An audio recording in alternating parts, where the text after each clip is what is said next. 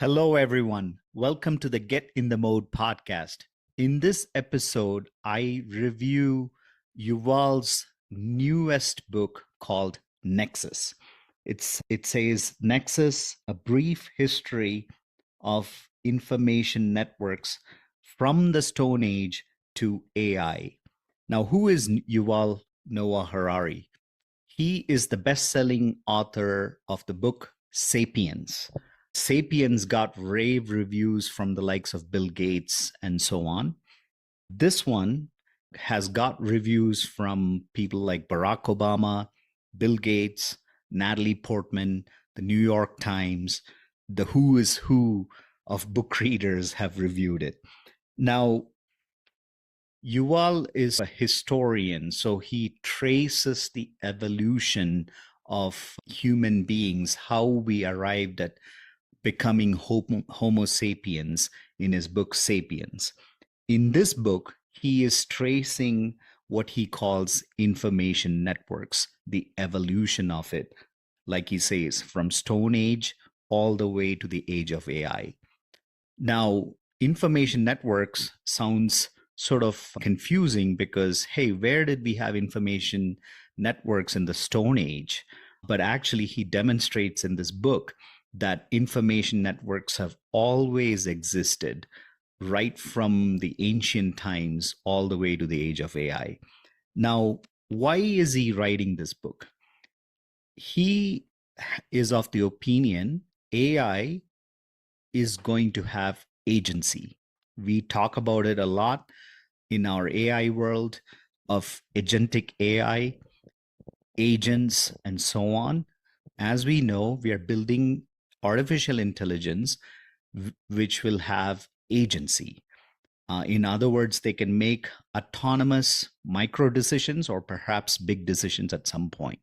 So that's where we are going with the age of AI. And that's why Yuval thinks it is urgent for him to write this book because he wants everybody to know, number one, bring awareness, education around it.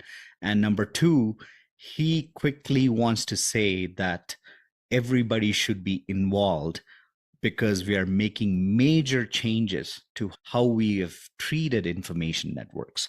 And that's why he's writing this book. In addition to agency of AI, there's something called emergent behavior in AI. What that is so think about a smartphone. Let's say my car is in the garage getting repaired. Now I'm at the office. Maybe my cell phone automatically figures out I'm at the office. I don't have my car. It calls it Uber at the time I usually get off and requests a drive from the office to the garage. Now, that's not something that's programmed into my phone. I literally have to pick up the phone, launch the Uber app, and request a ride. So that's how currently it works. Now, imagine the phone had agency and it automatically did that. That would be like, let's say if it even wasn't even programmed, that would mean the phone exhibited something called emergent behavior.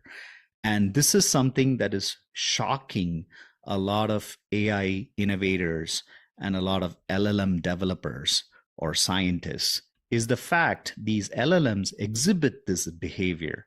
So for example, when DeepSeek was trained, there was a shockingly aha moment where it displayed reasoning capabilities without the LLM being trained on reasoning. It acquired it somehow. So that is called emergent behavior. Maybe that's a topic for another video. Please request it if you want me to break that down because there are so many emergent behaviors in AI. I'm happy to break that down in another video. Now, let's dive into this book. What are information networks? Information networks are, if you think about it, they are stories that may be mythological. So think about the Greek mythology or Hindu mythological stories like the Ramayana and the Mahabharata. These are all Hindu mythologies. and perhaps even the Egyptians had their own mythological stories. They brought these network of people or tribes of people around those mythological ideas, and they revealed to this network of people what Yuval calls intersubjective truth. Now, what is intersubjective truth? There's objective truth, there's subjective truth, and there's intersubjective truth. Intersubjective truth could be anything such as freedom, nation. What does it mean to have freedom in our lives, agency in our lives? That is all intersubjective truth. And that is something a nation or a civilization would agree upon with some information that helps them order their lives. So that's what he means by information networks. So in the ancient times, this was done through mythology, stories that people would share with each other to share their values, to share their intersubjective truths about lives in general, and also create a certain order around it. So that's information networks. And the way it affected our lives is by creating order. There were bureaucratical systems that were established that created certain order in our lives. Now, he talks about the evolution of this network throughout this book. So he talks about, number one, these mythological stories that were shared among civilization and ancient human beings. Then he talks about the printing press, where ideas were put in books, printed in books, and were shared, and they were published and they were distributed within the nation sometimes, and also distributed outside. People were able to share these ideas through books when the printing press was invented. Then he talks about the new age where internet came, and we were able to share this information across nationalistic boundaries with our internet networks. So that's what he is saying, like it kind of evolved.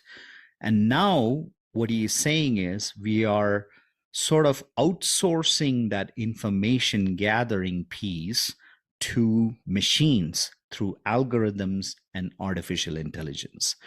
And these algorithms are sort of, in a way, he argues that they're learning our secrets, the secrets of human beings that we share amongst each other to create order, to create these intersubjective truth that he claims is what orders and makes our life functional. So we are ceding control to algorithms and artificial intelligence. So he sort of has I think, overall a negative overlook towards AI, but he does propose some solutions.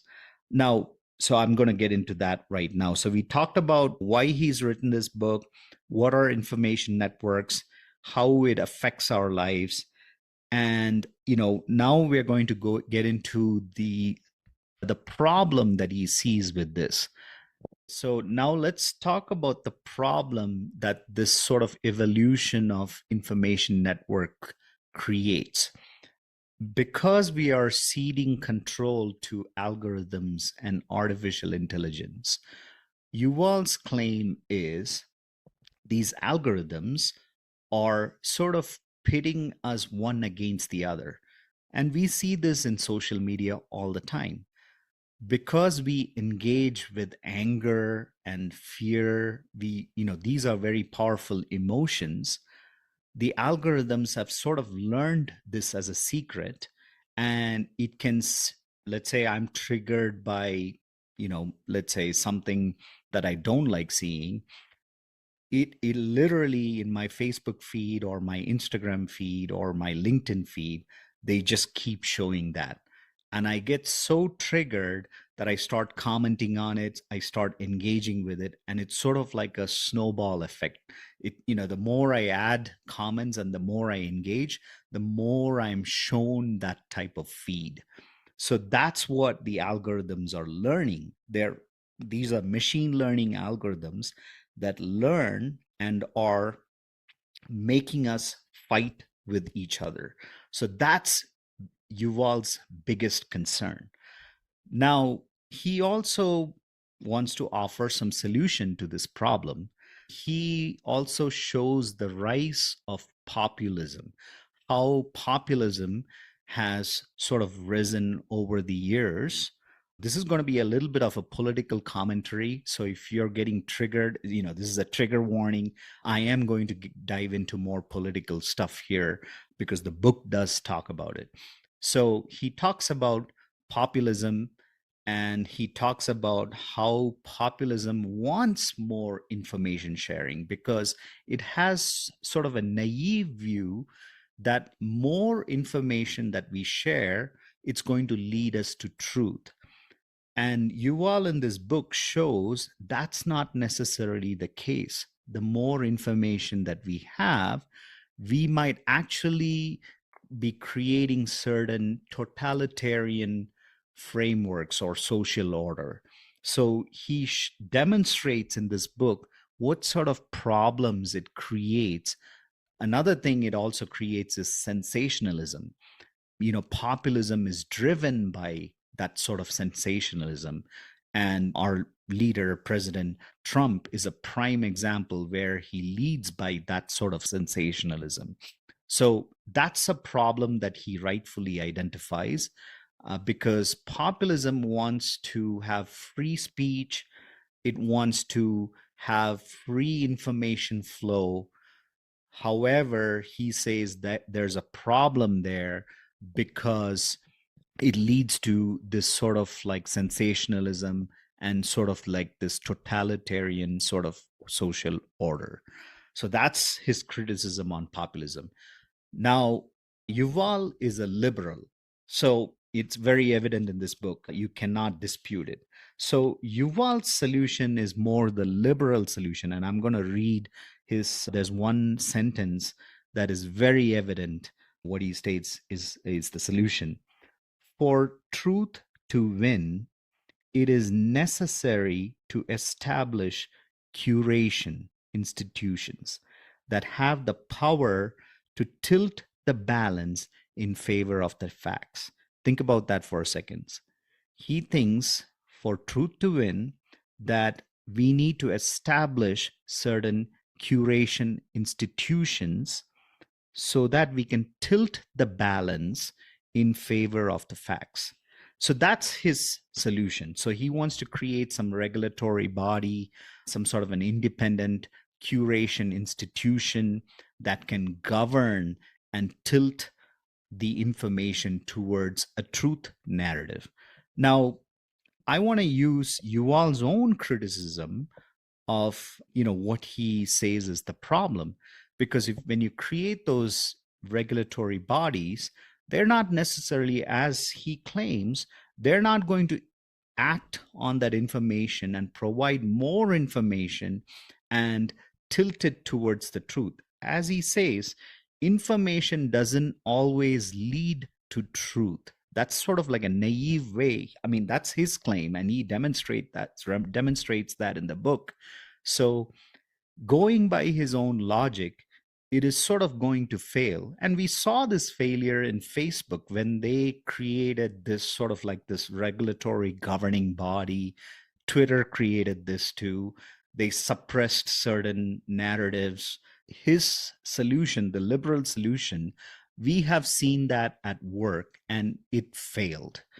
Now, I think there's a third middle ground solution that is certainly possible. And he does talk about that in the book. It's called the self correcting solution. And what that means is, we have these systems, artificial intelligence systems, or the algorithms that are learning our secrets. Now, when they make a mistake, we have the ability to observe where they made that mistake and we add some additional algorithms. We train those algorithms to not make that mistake again. So it's sort of like a self-correcting mechanism that we incorporate into the system. So they may make other mistakes, however, they will not make that same mistake again. So that's sort of like what he claims in this book by self-correcting mechanism. Now he doesn't say that we can program that into the AI, because he probably is not a technologist. Since I have that background, it is very much possible. There's a lot of observability frameworks in AI, and we can literally observe how machines made certain decisions. And if they made a bad decision, we can actually train them not to ever make that decision again. But somebody has to observe that to be able to do that. So we need to have those sort of self-correcting mechanisms. The prime example that Yuval gives in this book is the Constitution of the United States. The founding fathers started the Constitution by saying, "We the people." So they understood that they were humans and not gods. So they understood that they were fallible. So they created a constitution to the best of their abilities and intellectual powers. However, they allowed for a self correcting mechanism, and that is the mechanism of amendments to the Constitution. That later on, if we did indeed make a mistake, that there could be other people, other legislators and politicians who can come after us, and they are able to correct the mistakes that we might have made. So in other words, we are fallible, we are not infallible, we are not gods. So we are human, and we need some sort of a self-correcting mechanism to fix the mistakes that we may have made. And I think that's hopeful for us in the age of AI. I did want to read one last thing. I think it's very important, and I agree 100% with Yuval. So here it goes. He says, the decision we all make in the coming years will determine whether summoning this alien intelligence proves to be a terminal error or the beginning of a hopeful new chapter in the evolution of life. So what he's saying there is, what sort of decisions are we going to make is going to determine this evolution of life. So this is the time for everyone to engage with AI and fix any sort of errors, because as we build this algorithms, as we develop these intelligent systems, we all need to have a seat at the table. Whether you're a technologist, whether you're an educator, whether you're some sort of a moralist, a philosopher, a religious leader, we all need to have a place. It's not just for the tech elites. It's not just for somebody who understands all these mathematical formulas and what an LLM means. It is actually for all of us to engage with this artificial intelligence and algorithms that we are developing, so that we evolve life in the way that we want it to evolve. And it's not something that's become some sort of a Frankenstein monster where it's sort of like abandoned and it's running amok without us being responsible for it. So that's sort of like the highlights of this book. It is a thick book, 450 pages. It took me about a month and a half to read through it. If anything, I would just go to Barnes and Noble and read the epilogue at the end. It's about 8 pages. So just pick up this book, maybe read the introduction, and go directly to the end, about 8 pages of the epilogue. Read that, and you will get the gist of this book. I highly recommend reading that, because it's absolutely important we all get on board. As he says, we evolve these information networks into the age of AI. I hope you enjoyed this review of this book, Nexus. If you want more reviews of such books, feel free to comment below the books that you want me to read. If it perks my interest, I will definitely read it and do some sort of a review as much as possible. Once again, thanks for watching. Give this channel a subscribe. We'll see you on the next episode of Get in the Mode. Bye.